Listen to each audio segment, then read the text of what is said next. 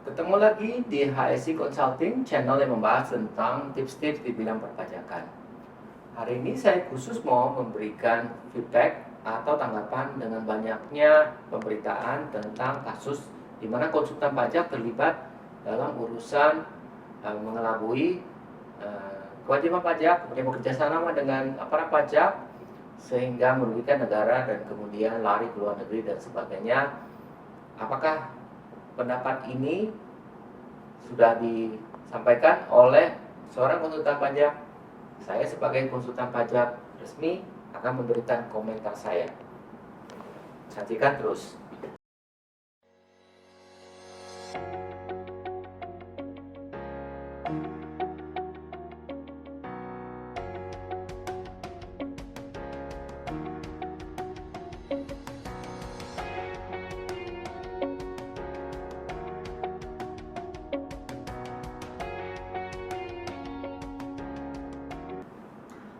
Seperti kita ketahui, banyak sekali pemberitaan dan sudah viral mengenai adanya aparat pajak yang berkong kali kong dengan konsultan pajak untuk mengambil suatu dana dan sekarang memperkaya si aparat pajak, dan kemudian kita duga itu berasal dari uang wajib pajak yang mungkin membayar pajak jauh lebih rendah, sehingga dengan demikian dia memberikan imbalan baik melalui konsultan pajak atau dengan konsultan pajak itu sendiri, dan terusnya memperkaya aparat pajak.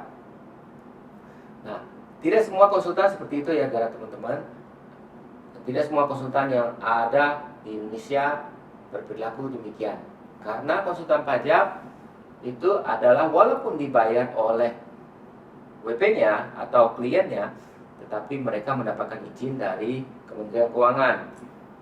Dan tentu saja dengan cara seperti itu mereka harus bekerja dengan profesional dan tidak asal sekedar menjadi makelar kasus dalam semua urusan perpajakan.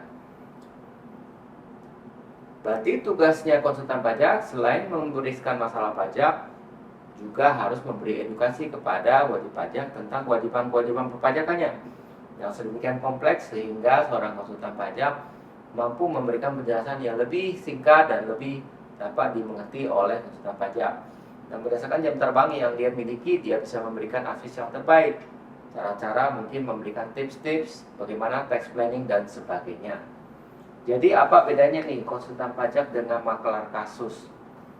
Konsultan pajak yang benar adalah yang menawarkan jasa yang dibayar berdasarkan jasanya. Sedangkan makelar kasus hanya menggunakan sebagai topeng dengan fasilitas sebagai konsultan pajak baik berizin atau tidak untuk memberikan imbalan kepada aparat pajak yang mengetahui kasusnya dan mungkin juga dengan mengintimidasi wajib pajak sehingga solusinya adalah wajib pajak mengorbankan suatu jumlah yang jauh lebih kecil menurut mata wajib pajak tersebut sehingga wajib aparat pajak happy, kemudian konsultan pajak yang juga mendapatkan fee dari mengalirnya uang itu juga happy, wajib pajak juga happy karena kasusnya dapat selesai tanpa exposure yang terlalu besar. Tetapi yang tidak happy adalah negara, karena negara dirugikan karena uang yang seharusnya diterima oleh negara dan sejatinya menjadi tugas dari aparat pajak dan juga dari konsultan pajak untuk membayar pajak sebenarnya menjadi tidak terjadi. Maka secara etika konsultan pajak maupun aparat pajak tidak boleh menjadi agen yang mengambil uang dari wajib pajak ya, karena wajib pajak harus membayar kepada negara, sedangkan kewajiban pajak dari konsultan hanya sebatas uang yang seharusnya diterima dari jasanya, dan aparat pajak sudah diberi tugas dan wewenang dan kekuasaan oleh negara yang tidak boleh disalahgunakan. Nah, kenapa banyak konsultan pajak yang tetap menjadi makelar kasus dalam kasus-kasus perpajakan? Ya, salah satu ya tentu saja karena godaan dari uang dengan cara memperoleh uang dan fee yang besar dan dengan cara yang lebih mudah. Kedua ya, banyak disadari bahwa konsultan pajak harus terus belajar dan banyak yang memilih tidak mau belajar tetapi hanya menjadi makelar kasus bagi kasus-kasus yang terlanjur sudah menjadi timbulnya wajib pajak yang besar dan luar biasa besarnya, sehingga diharapkan dalam jumlah fee yang kecil dan persentase tertentu mereka sudah dapat uang yang sangat banyak. Jadi tidak perlu belajar. Ini konsultan malas ceritanya. Kemudian cara lain juga kita lihat bahwa konsultan pajak makin banyak dan klien mungkin, terutama bagi konsultan pajak yang sedikit, yang tidak kreatif, jumlah kliennya masih sedikit, jadi berharap dari sedikit kerjaan sudah dapat uang yang besar. Kemudian juga berhadapan dengan klien-klien yang ternyata tidak patuh pajak. Nah, sebetulnya resiko seorang konsultan pajak yang benar, yang sangat mengandalkan dan menginginkan profesinya terus berjalan dalam waktu yang panjang, maka dia tidak akan mau melakukan itu. Mengapa? Karena sewaktu-waktu seperti kasus kejadian ini, dia harus lari ke luar negeri, kemudian terancam izinnya dicabut, karena izin dari konsultan keuangan itu diperoleh dari Kementerian Keuangan. Kenapa bisa dapat dari Kementerian Keuangan? Karena mereka mengambil tugas dari negara menjadi suatu agen bebas untuk memberikan konsultasi dan membantu wajib pajak dalam menghitung pajak dengan benar, bukannya menyelewengkannya. Selain itu, resiko lain juga timbulnya keanggotaan yang dari asosiasi konsultan pajak yang dicabut, nama dan reputasi yang hilang, dan mungkin penurunan jumlah klien dan fee mereka jika sampai ketahuan. Jadi bagaimana solusi untuk klien yang mencari konsultan pajak yang benar? Pertama, untuk klien baru, kami selalu sarankan bahwa sebagai konsultan pajak kita rajin untuk mengingatkan klien untuk disiplin dari 3 hal, yaitu disiplin untuk lapor dan bayar pajak, disiplin untuk pembukuan dan kertas kerjanya, dan disiplin untuk merespon kantor pajak, dan tidak meremehkan kalau ada pertanyaan dari kantor pajak, terutama dalam hal ini sering dikatakan sebagai surat cinta dari pajak, yaitu yang sekarang ini dikenal sebagai SP2DK atau surat permintaan penjelasan dan data dan keterangan. Nah, tips tentu bagi klien yang datang kepada konsultan pajak dalam kondisi yang sudah bermasalah. Tentu tips yang kami selalu berikan adalah cek apakah klien tersebut mau bertobat atau bertanggung jawab atas permasalahan-masalah mereka yang menyebabkan mereka timbul risiko pajak dan exposure pajak. Karena kita tidak bisa hapus sama sekali mungkin memang kesalahan-kesalahan mendasar yang klien WP dan Alpa dan toh sengaja maupun tidak sengaja. Kedua adalah pendampingan hak-hak mereka. Tentu sebagai konsultan pajak yang baik mengetahui juga sisi baik dari wajib pajak tersebut atau sisi di mana mereka perlu dibela. Dan ini menjadi sama dengan seperti seorang konselor atau legal counselor. Ketiga adalah memitigasi denda dan exposure pajak itu sendiri. Banyak hal yang bisa dilakukan, misalnya menunda atau menyicil membayar pajak, atau melakukan permohonan misalnya dengan STP, memohon kepada Dirjen Pajak untuk melakukan pengurangan. Dan kemudian mencari juga solusi lain, misalnya dalam waktu yang diperkenankan dengan asal semua syarat yang dipenuhi bisa melakukan keberatan pajak, dan juga selanjutnya kalau sampai tidak disetujui di dalam keberatan bisa masuk kepada pengajuan banding di pengadilan pajak. Selanjutnya juga ada cara pandang dari para klien ini terhadap masalah pajak. Jadi harus ada misalnya perencanaan pajak yang baik sebelum semua itu terjadi. Jadi bagaimana mereka belajar dari hal-hal yang terjadi ini untuk kedepannya supaya tidak terulang dan selalu bisa mengantisipasi. Nah, kita juga tidak ingin agar wajib pajak yang terlalu koboi atau terlalu mengabaikan masalah perpajakan sehingga datang waktu permasalahan pajak mereka hanya ingin dibayarkan dengan cara-cara yang tidak etis atau cara yang mengambil jalan pintas seperti ini. Nah, banyak orang konsultan atau klien yang datang dengan konsultan bertanya begini, Pak, Bapak kenal nggak orang dalam pajak?